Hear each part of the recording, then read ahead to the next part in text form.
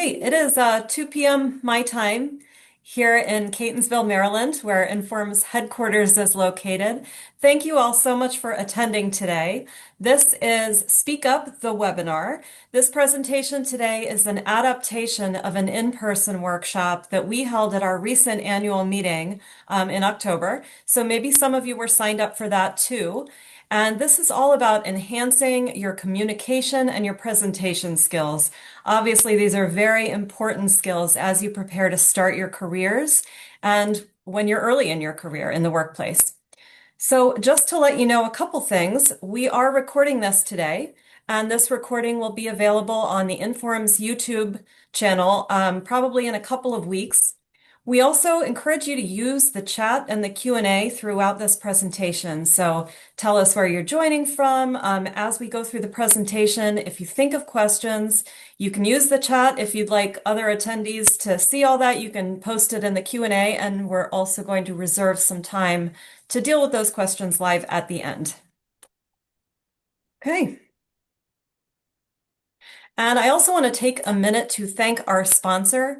The workshop and this webinar were generously sponsored by the Seth Bonder Foundation, a wonderful friend to Informs. The Seth Bonder Foundation supports many student events here, provides scholarships and registration, grants, and is overall dedicated to helping students in the field of ORMS and analytics to advance and succeed in their careers. So Mrs. Merrill Bonder, if you're here today, thank you very much for your support of this. We really appreciate that. Okay. And now I am going to introduce our speaker for today. This is Dr. Jaclyn Shetterly, an assistant professor at the University of Alabama in the Communication Studies Department. She teaches courses on interpersonal and relational communication and research methods. And today she's going to be sharing lots of practical, actionable tactics that you can use to stand out from your peers in the job market and in the workplace. So Jaclyn, thank you so much for being here today, and I'm going to turn it over to you. Amazing. Thank you so much. And thank you all for coming. I'm so excited to join you. I am not in Maryland. I'm in Tuscaloosa, Alabama right now. A little later, I'll ask where you all are from, but just to get an overview of what we're talking about today, if my mouse wants to work. There we go. I've got four main topics. And I want you to think about which topics you're most excited about.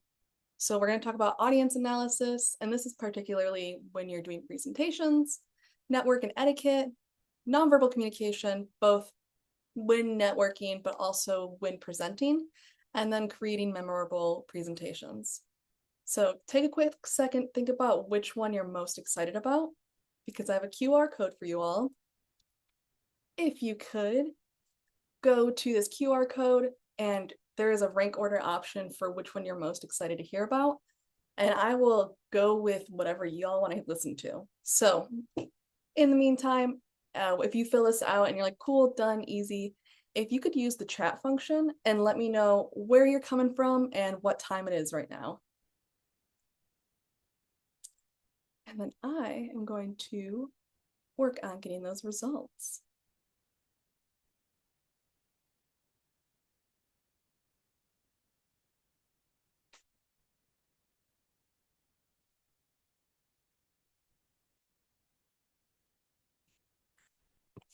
Oh, sorry about that, everybody.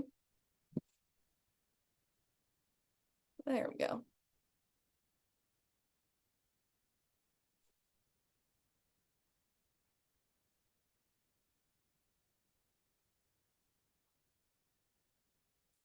All right, got some Delaware, Chicago, Atlanta, Washington, Pittsburgh, South Carolina, Toronto, Ann Arbor. Oh, I lived in Ann Arbor for several years. Love that place. Norman, Oklahoma, Texas, Orlando, Montreal, Pittsburgh, another Clemson, China. It's 3 a.m. Oh my gosh, thank you so much for joining us.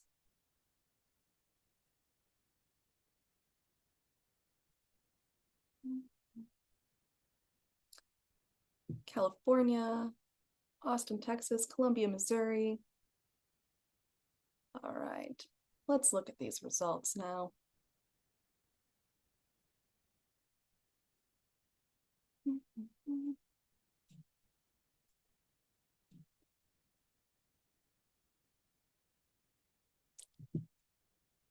got some more in the chat.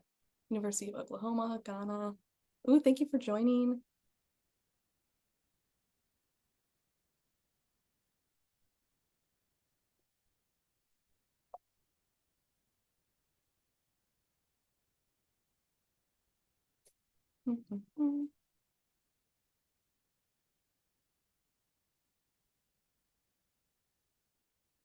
All right, there we go.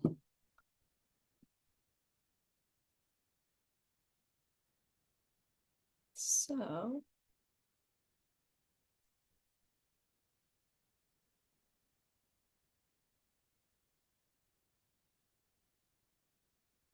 oh, interesting. Okay. Some people very excited about presentations and networking and etiquette. All right, so we're gonna start with networking and etiquette then. And I'm gonna stop sharing just so I can make this bigger. Just real quick.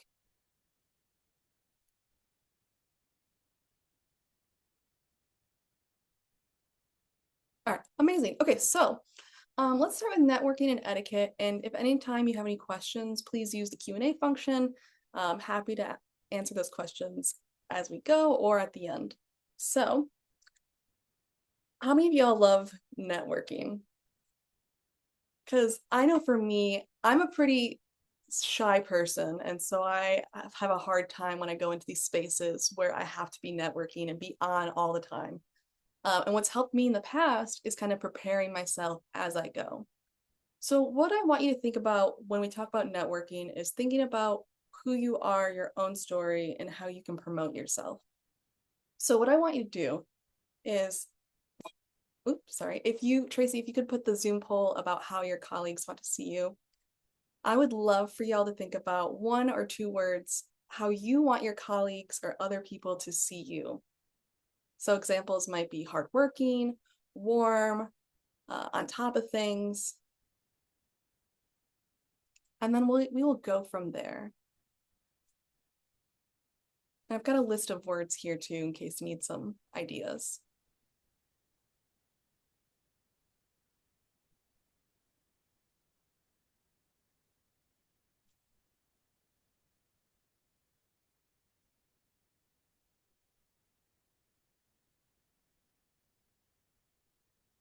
I'm going to give you just another couple seconds to answer, and then we'll end the poll and share the results.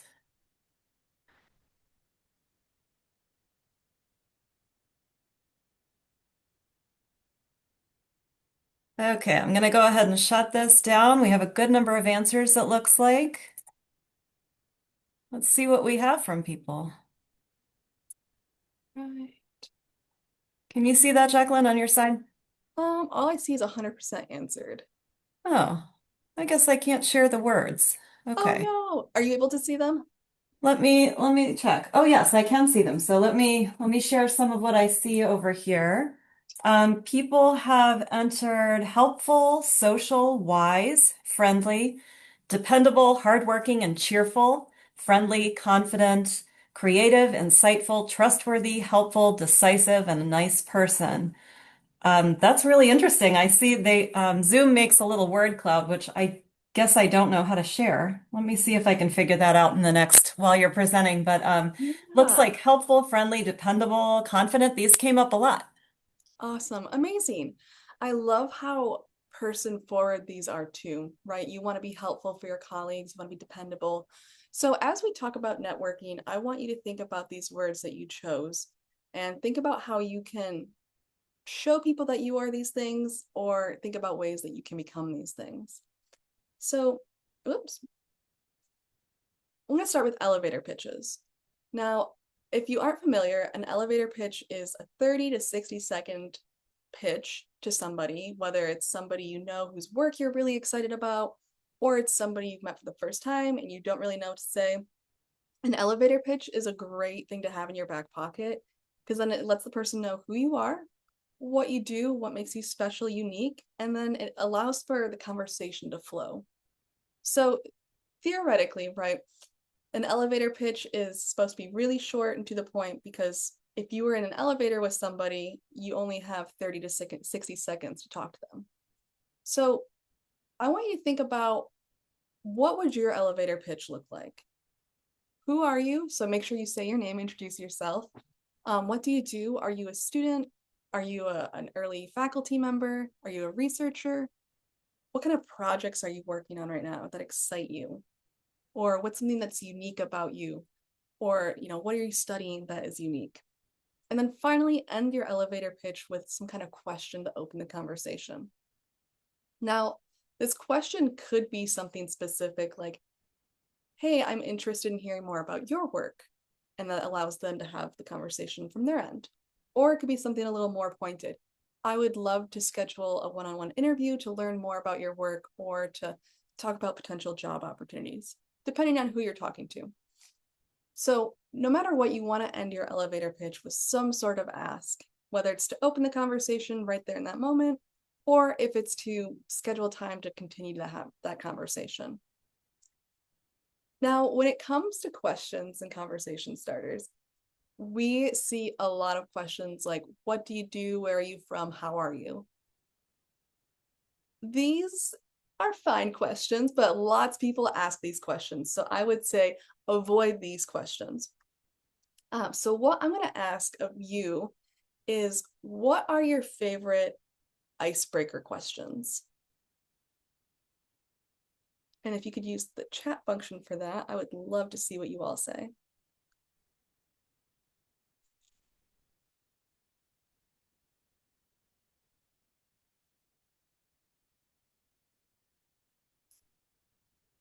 All right, we've got, what are your thoughts on blockchain?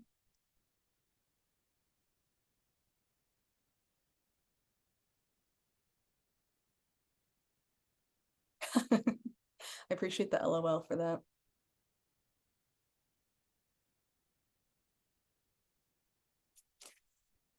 Yeah, so I know when I was thinking, y'all keep thinking, when I first meet somebody, I tend to go for these three questions, or I love talking about the weather.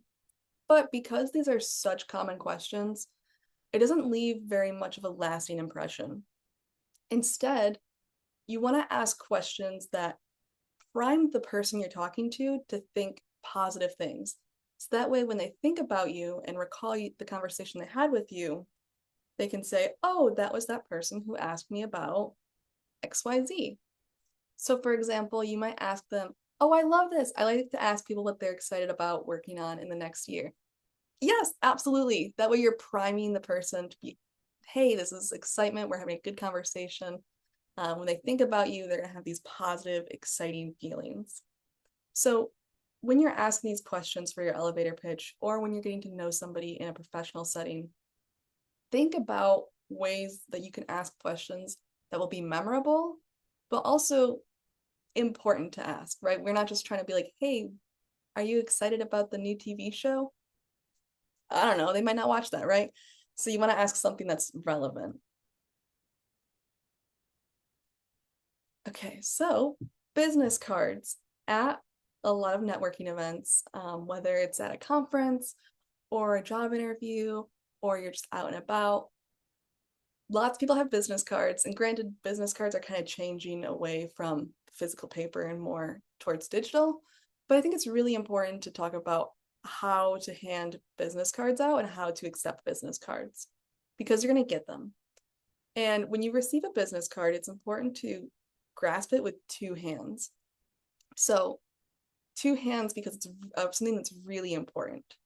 And it might be thinking like, how do I grab something with two hands? A lot of times I'll just put my hands out like this and kind of lean into it and say like, oh, thank you so much. The two hands kind of shows the person that this is something I'm really excited about. It's something that's worth two hands to hold. And it's not just some flimsy junk mail, right? This is something that's really important. I'm excited about this. When you get it, make sure that you look at it and repeat something on it, whether it's like, oh, I see you work at the University of Alabama, or oh, is this still a good email address for you? Or if it's a custom card, make sure you're commenting like, this is a beautiful image. That way it's not just something that you get and you're like, okay, cool, I'll call you later.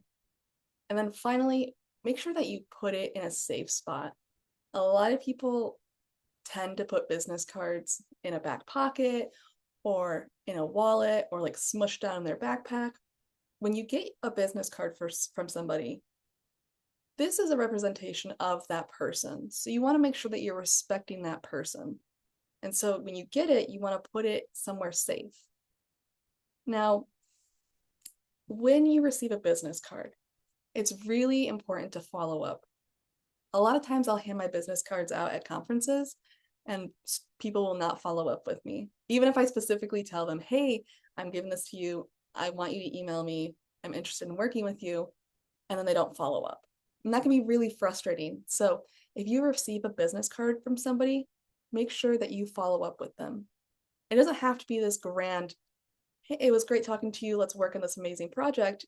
It can be something as simple as, hey, I really appreciated our conversation on XYZ. Now, if you're at a conference and you receive a bunch of business cards at once, it can be hard to keep track of who said what when. So a tip I have that I love to do is when I receive a business card in private, I will write something on the back of it that reminds me of the person and the conversation. So I might write a physical characteristic like long brown hair, and then I'll write something about what we talked about. Talked about safety. And so that way, when I email them, when I have my whole stack from the conference, I can say, oh, I remember this person. This is kind of what they looked like. This is what we talked about. So something to keep in mind is just make sure that you do this in private. So that was kind of the quick networking side. Let's talk about etiquette. Now, etiquette is kind of tricky. So the way I want to frame etiquette is that etiquette is how we hold ourselves in a way that's respectful to ourselves and to other people.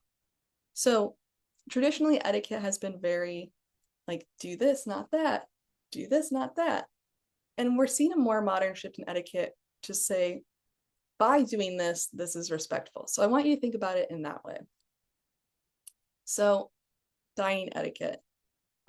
There's a lot of interesting mnemonic devices for dining etiquette that I think are a lot of fun. And a lot of times it's kind of case by case, but a couple of things I want to mention as far as dining etiquette goes. When you are out on, say, like a job interview, or you're with a group of people for dinner and they're paying for you, how do you know how much is too much off the menu? Right? Because chances are they're taking you somewhere nice, and then you're looking at the steak that's $50 and you're thinking, that's ridiculous. My piece of advice for you is ask the people that you're with, what do you recommend? Hey, you've been here before. What's your favorite thing? Or what do you think you're going to get? And this allows you to kind of get an idea of what the acceptable price range is. So then you can say, okay, I'm going to stay within this particular price range. As far as foods to avoid and foods to get, in general, a lot of these fancier meals come with green salads. Just make sure that once you've eaten your salad, that your teeth are clear, because that can be embarrassing. But I'd also avoid anything that's like a finger food. So burgers, French fries, unless it's like a burger place. I would pick something that has a knife and fork. That way you can cut things into small pieces and easily eat it without getting it on your face.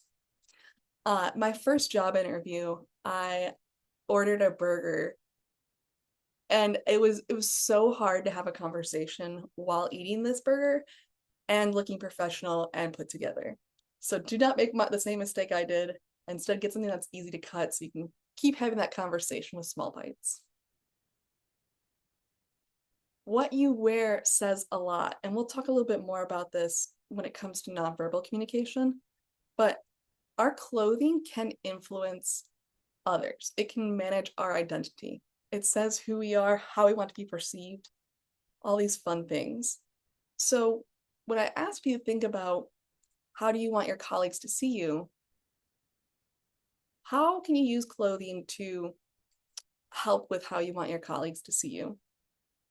Now, if you want your colleagues to see you as nice, how does your clothing help you with nice? It's a little more challenging. But if you want your colleagues to see you as dependable, if you wear professional clothing, then they can see you as somebody who's reliable.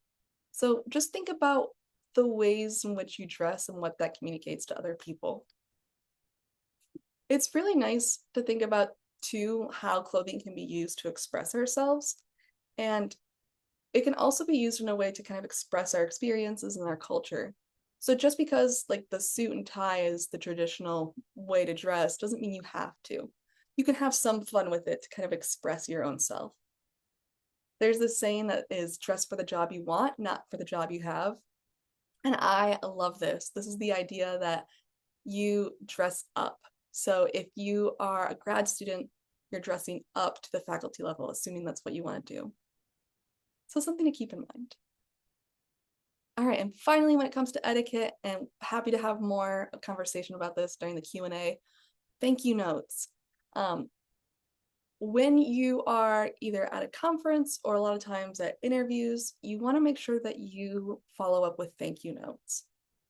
Now, thank you notes can be physical. I'm a physical person. I like getting physical thank you notes. I like handing out physical thank you notes, but they can also be via email, right? We're in a different time, different world. If I don't have your address, I'm not going to go Google it and find it because that's a little invasive. I'll find your email.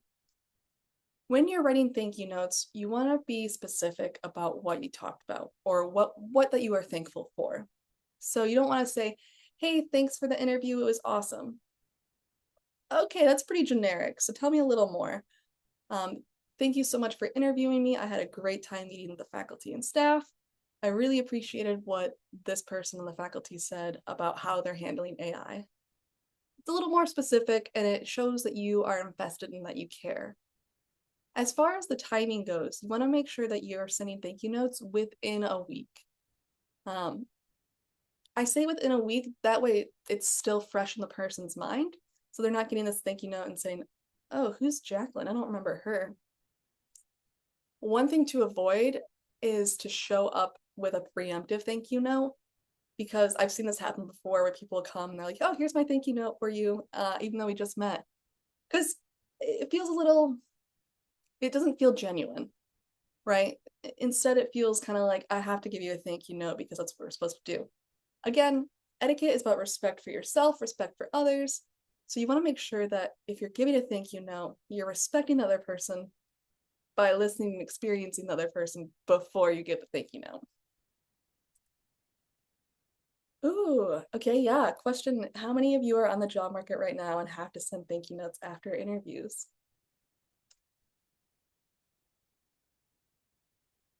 Also, one thing to think about is if you are in the job market right now and have to send thank you notes after interviews, you want to send it to the entire search committee. I have received thank you emails from somebody I had a 5-minute conversation with, and that was lovely. I was not even in the same department as them. And I made sure the department knew, hey, this person reached out to me after our 5-minute conversation. I really appreciated that. But at the very least, make sure you're sending it out to the committee. All right. So I'm going to move on to our second exciting topic, and that's creating memorable presentations. So I got a Zoom poll for you all about public speaking. Tracy, if you could get that up for me, please.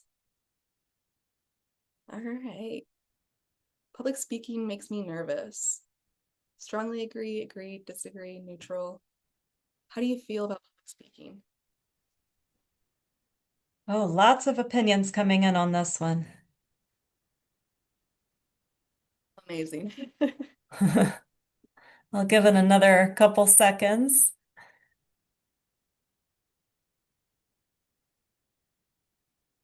Okay, let's go ahead and end that. And this one, when I share results, I think, Jaclyn, can you see that? Yes, I can. Yeah. Okay. All right. So for the most part, we have strongly agree, it makes me nervous, and agree, it makes me nervous. Some people are very comfortable with public speaking, and then it looks like a good handful are I could take it or leave it, pretty neutral. Yeah. I love it. Public speaking is so interesting because depending on the study you look at, um, people say that the fear of public speaking is greater than death for some people. So I certainly understand. Hopefully, after this talk, you have a little bit of a sense of confidence with public speaking because a lot of times people fear public speaking because they're worried they're not going to be perceived well or they're going to blank on information. I'm going to give you some tools to kind of help keep your information straight while you're doing a presentation. That way, if you get lost, you can easily hop back on board. You can engage with the audience, get them excited about it, and that way you feel prepared and ready to go with presentations. So we don't need to do this right now, but I want to offer this to you in case you want to do this afterwards. But this is just a fun assessment about public speaking. And it's asking you basically, how do you feel about public speaking in large groups versus small groups versus one-on-one and conflict? So if you're interested in that, feel free to scan the QR code. This is not my website. I'm not collecting data, so I do not make money from this website. Just something interesting. I'm going to leave it on the screen for about 10 more seconds.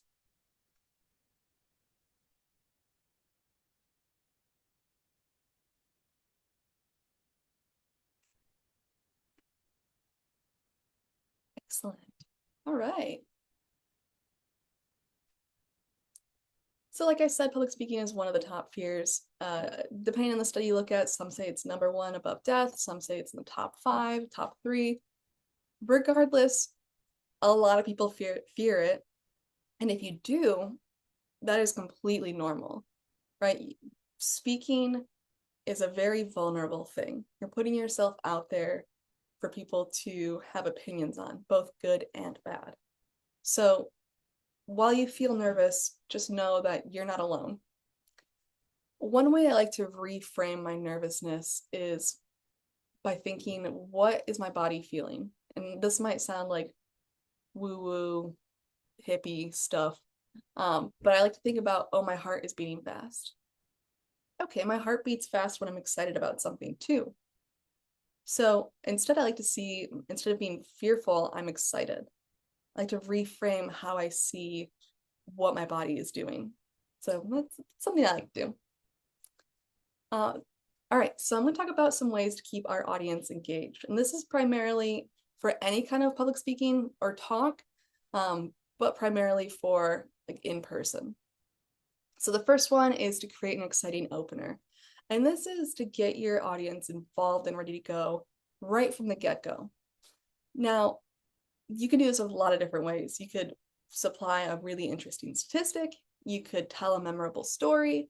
You could have the audience be involved in some way. So like at the very beginning, I had you all scan the QR code and fill out that rank order, right? I've even had people in the past do surprises.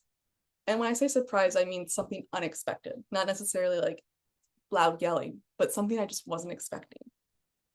These speeches that have exciting openers tend to be more memorable than others.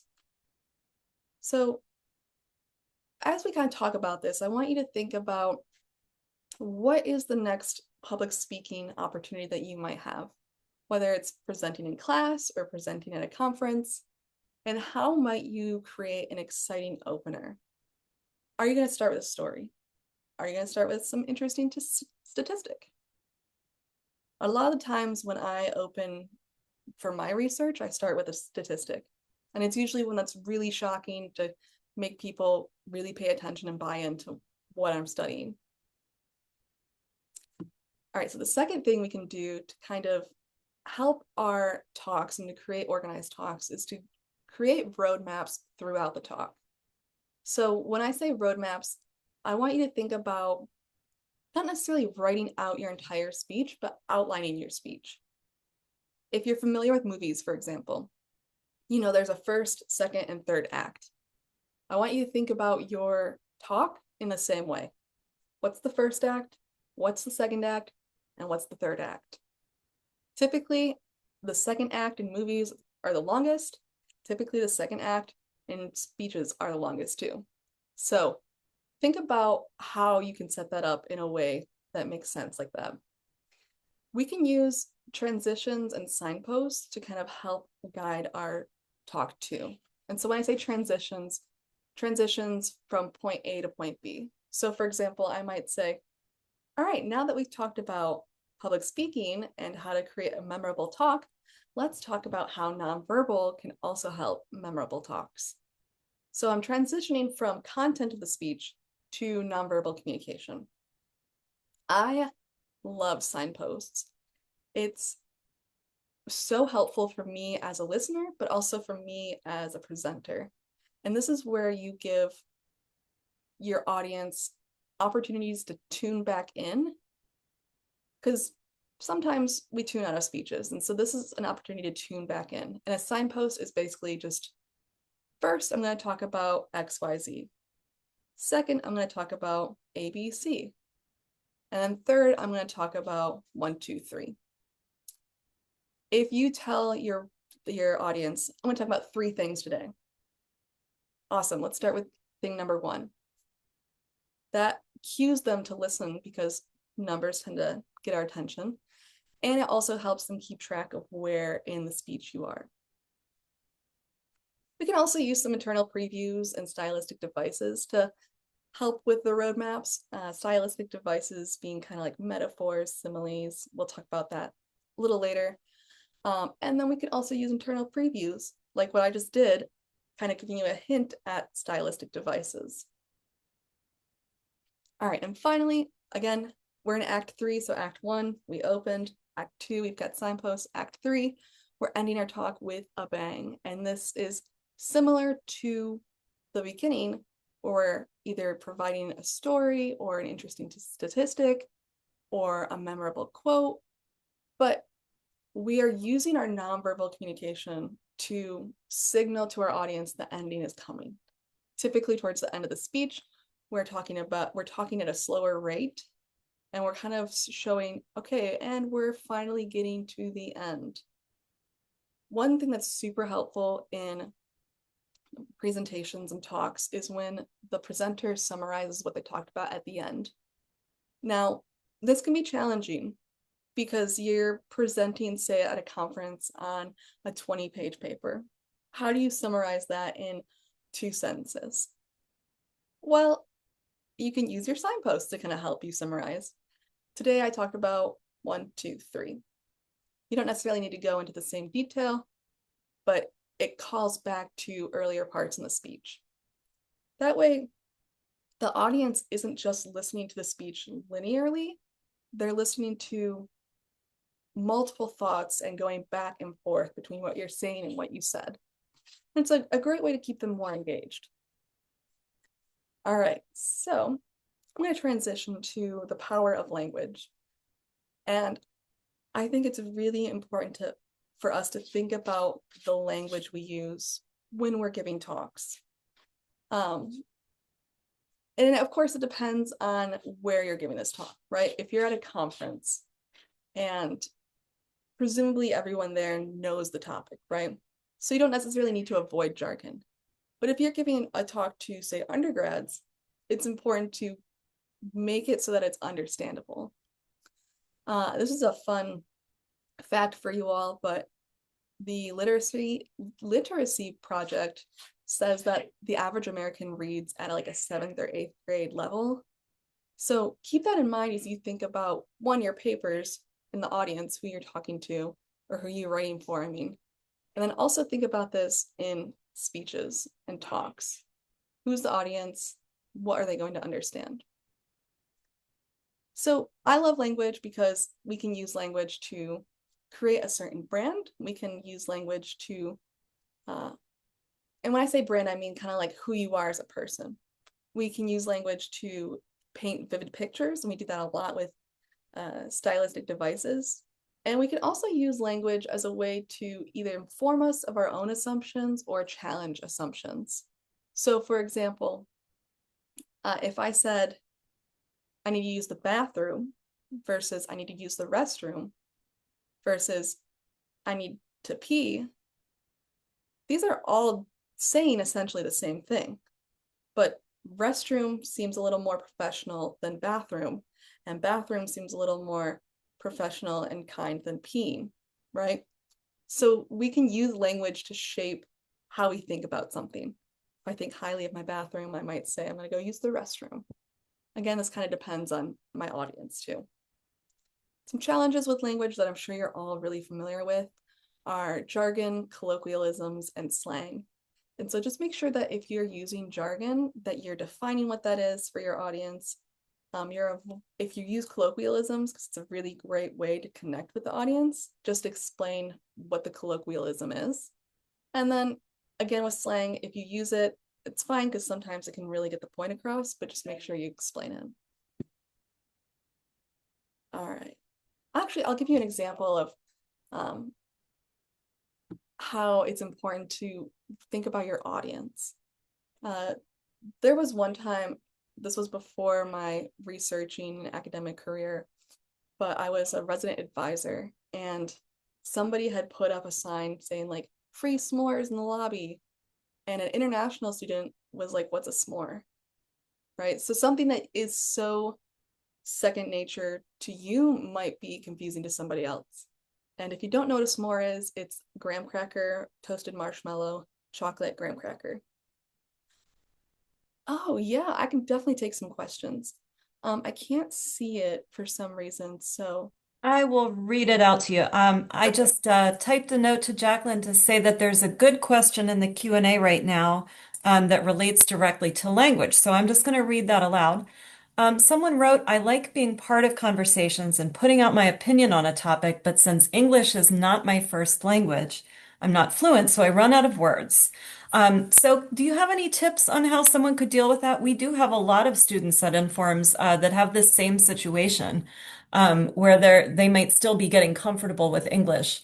So any good tips for that? Hmm. Okay, so English is not my first language, and I run out of words, feeling shameful. Um, yeah, I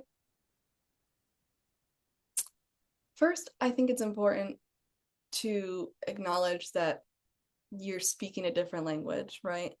And you should be really proud that you know that. Like, I do not speak another language, and when I have gone to events where I need to, and I know like very basic things, it is really embarrassing because I'm like, I can say basic 3-year-old sentences. So, the fact that you can even speak another language somewhat fluently is really, really impressive. As far as running out of words to say, um, I think it's okay to slow down and think about what you want to say. Like, I know a lot of people, when they feel like they're talking, they need to get it all out real quick so the other person, before the other person talks. But what's really nice is when people slow down and think about what they want to say before they say it. As far as the shame of running out of words, do you mean, I'm going to ask a follow-up question, so hopefully you can write yes or no in the Q&A section. Do you mean that like you don't know what else to say or you don't have the words to say it?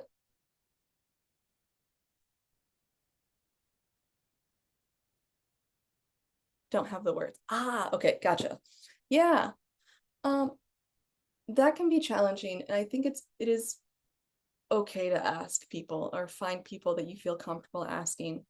One of my best friends and my former roommate is from India, and we spent a lot of time together in class. We were in a PhD program together, and she would always ask me, like, hey, what is this word? Or how do you say this word? So if you can find somebody you feel comfortable with, I highly recommend. You're in good company and informs. Yes, yes, many people have the same challenge. Other questions about language? Oh, when you slow down, you feel like you're taking up their precious time. Oh, I'm sorry. And I think it depends too on who the person is. What I have found is that when I slow down and think about what I want to say, I have less vocal fillers and I feel more confident in what I want to say. And I found that when people do the same thing, so like take a job interview, for example, I ask them a question, they say, let me think about that. I really appreciate it when people take that time to thoughtfully answer the question rather than just kind of blurting out what comes to mind first. So I'm sorry you feel that way. All right, other questions?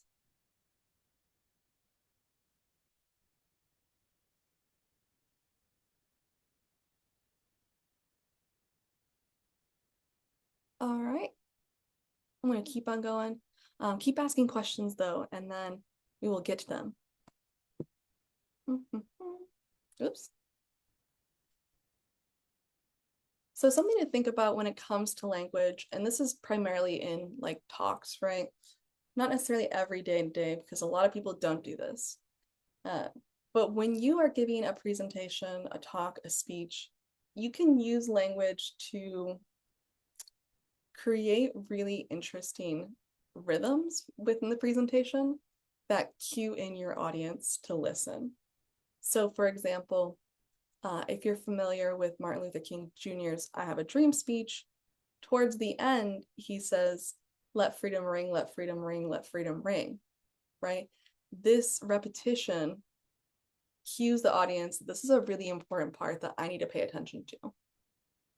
So thinking about the ways that we might be able to use language at the end of our presentation is, I don't know, I think it's really interesting and fun. We can also use language to create vivid images. So thinking back to jargon and who your audience is. So let's say you're giving a talk to some undergrads.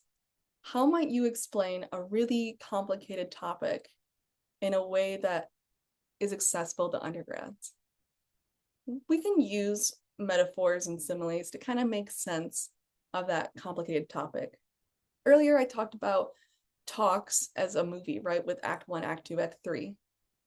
That's one way that I can use language to relate to the audience and also present the information in a way that feels a little more visual. Because when we have these conversations, when you're doing talks, it sometimes can be really difficult.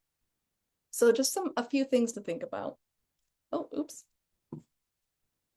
All right, so looking at the time, let's do nonverbal communication and then we will have some time for Q&A. So I want to talk about nonverbal communication, both in terms of networking, since we've already talked about that, and presentation, since we've already talked about that. Nonverbal communication is really interesting because it has a whole host of functions, right? We can use it to create relationships, maintain relationships, avoid relationships. I like to ask my undergrads, say you're at the bar, how do you show someone you're interested in them, right? You're using nonverbals. We also use nonverbals to influence others in a positive way. And we also use nonverbals to manage our identity. And that's what I'm going to focus on are the managing identity and influencing others. So when I say influencing others, what I mean is how others perceive you. Not necessarily like if you wink at them 3 times, they'll do your homework, right? But more so how they see you as a capable, confident, dependable person. Again, going back to who am I? How do I want my colleagues to see me? So the first thing is body posture, body position. When we slouch, we tend to come off as less confident. So even if you are unsure about something, sit up straight and say it with your chest, as my partner likes to say. Be confident even if you're unsure, because it's okay to be wrong. It's okay not to know something. When you are at networking events and you're talking with somebody, think about how your body is positioned to them. How close are you? Now, this is cultural, right? In some places it's okay to be close, touching. In other places, we might want to be a little farther apart. But how close are you to this person? Where are your shoulders pointed? So, for example, if I'm having a conversation with you, but my shoulders are pointed away, that kind of gives the impression that I'm done with this conversation, I'd like to leave. So think about where your shoulders and your toes are pointed when you're having conversations. Now, this one's kind of silly. There's mixed research on the effects of power posing, and power posing is just your arms up, super Wonder Woman kind of way. Some research says it's great and that it makes you excited. Other research says it's bogus. The important takeaway is that doing a power pose kind of makes you feel silly. And what I mean by silly is that when you feel silly, you tend to smile. So, like, if I were to ask you right now, okay, everybody, go ahead and power pose for 5 seconds. I feel ridiculous doing this in my home. If you're in public and you just did that, thank you. Amazing. It makes you smile. And when you smile, there's this idea of emotional contagion that emotions, feelings, the vibes are contagious. So when we are around people who smile, we tend to smile too. We've talked about this, how there's different zones as far as like what's appropriate and inappropriate. So just something to think about. Physical touch. Now, this is particularly with handshakes, right? Physical touch is very dependent on person to person, especially after COVID. But with handshakes, you want to make sure that you are approaching the person with confidence, with a smile, and with good eye contact. Again, that eye contact shows the person that you are someone to take seriously, that you are a dependable, confident person. So when you go in for a handshake, just make sure you're smiling and looking at the person. Now, sometimes handshakes can be awkward because, like, what happens if you grab too early or too late and suddenly it's a little weird? A good rule of thumb is to do web to web with the person. So if the web is this like bit of skin in between your thumb and your pointer finger, you want to web with that person when you handshake. It's a pretty flexible piece of skin and area, so it's not really going to hurt the person if you do it too hard. And it's also going to be a great way to just be firm with your handshake. What you do with your hands, whether it's when you're networking or you're giving a talk, is so, so important. Um, some research says that the first thing we notice with people are their hands. And we like to see people's hands because it lets us know that they are a safe person. Our lizard brains kind of go crazy when you can't see people's hands because they're like, I don't know if that person has a knife or if they're going to hurt me. So just make sure that your hands are in a place that is comfortable, but also visible for the person. There's some really interesting research about the best TED Talks, like the most watched TED Talks and the least watched TED Talks. And the most watched TED Talks had about like 200 more hand gestures than the least watched TED Talks. So people like when speakers, whether it's in professional settings like a networking event or a presentation, or even with friends, people like when there's hand gestures. All right, I see some things in the chat. Oh, amazing. Voice. So this is particularly important to think about when presenting how your voice comes across because your voice says a lot of things. It says, are you interested in the topic? Are you excited about the topic? So when you're presenting, make sure that you are fluctuating your voice in a way that is interesting, pleasing to the other person, but shows excitement. And if you're somebody who's like, I just am monotone, I can't help it. Even when I show excitement, it sounds really monotone. That's okay. You can use pauses and spaces to kind of have that inflection effect. Physical space. All right, this is, I think, the last one I'm going to talk about before I open for Q&A. We talked about it in networking events, how physical space can be used, but I want to talk about how physical space can be used in public speaking events or in teaching, giving a talk. What's really interesting is that it's easy for us to stay behind a podium and kind of hide ourselves, but it's important to go out and walk the room. What's interesting is when you walk the room, so in this picture, there's stairs. If you go up the stairs, the attention travels with you. The people who are closest to you will suddenly pay attention. So, for example, if I'm lecturing and I notice some people in the back are kind of just dozing off, I'm going to walk up the stairs, and that change in scenery, that change in physical space is going to make other people kind of perk up and pay attention, but also the people in the back. If you can kind of think of it as like a cone of attention when you're speaking, so that way when you're speaking, you're kind of moving this cone as you go. All right, so I want to make sure we have time for Q&A. Um, but yeah, I would love to chat more. I'm also happy to share these slides because there's some more interesting information. But I'm open and ready for Q&A for those who have questions. Thank you so much, Jaclyn. Let's see if we get a few more questions in the Q&A. It looks like we don't have anything new just yet. So while we're waiting, or as you're typing your questions, let me just mention something I mentioned in the chat. Someone was asking about finding a mentor, getting connected with a mentor. So I mentioned that we do have a mentoring program at Informs called Mentor Match. We actually do that in 2 sessions a year, and our fall session has already begun, but there might be some flexibility. There may be a mentor still available. So you could email me if that's something you're interested in, and we'll see if there's a way to get you connected and into the fall session. Um, and also, many people kind of informally connect with people who share their interests through our communities.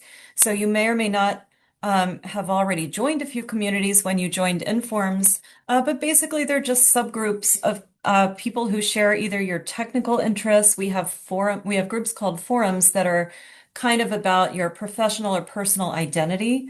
And this can be a really good place to kind of find a smaller group of people that you can ask advice from. And if you're not too shy about asking for advice, I also really recommend using our open forum discussion board on our Informs Connect, which is our kind of like internal social media site. And you can access the minds of all 12,000 some of our members by posting questions there and see what people tell you. So I know some people are really hesitant to post there, but I encourage it because the more you open up with your questions, your challenges, the more other people will as well. You are definitely not alone, whatever communication challenges you may be facing. I guarantee you there are others here who have the same. Okay, let's see. Did we get any additional questions? Not yet. That's okay. Yeah, and ask questions both of from the experts, from your peers. There's I've done some research on imposter syndrome, and imposter syndrome is this idea that like you don't belong, right? So I'm doing my PhD or I got this cool job, and one day they're gonna find out I'm a fake and I don't really know anything. What we found is that a lot of people will rely on their peers to not only help them make sense of the imposter syndrome, but to kind of push them to learn more, right? So they're expressing, hey, I feel like I don't belong. And their peers are saying, oh, I felt that way too. I read this article that really helped me. So, Mhm. you know, be vulnerable. It's hard. Ask those questions, find friends, find mentors. It's hard, I will say. Mhm. It's true. Um, I will say about imposter syndrome, we have one of our forums that I mentioned earlier is called Women in ORMS. And by the way, you don't have to be a woman to join it or look at their resources or share, their resources are for everyone. But they did a series about imposter syndrome, I think earlier this year. I'll see what I can dig up and maybe I'll send a follow-up email to everyone who joined the webinar if I can find that just to share that as a resource because I thought it was nice to see that acknowledged that lots of people struggle with that. Yes, yes. Okay. Well, I don't think we have any additional questions, so I think we can wrap it up. Thank you so much, Jaclyn, for being here and sharing your expertise with us today. And to everyone else, I will say, watch out for an article coming probably in January, which will be published in ORMS today that just kind of sums up some of the information that we shared here Mhm. today. Um, And with that, I think we will say good afternoon or good night or good morning, depending on where in the world you are. And thank you so much for being with us today.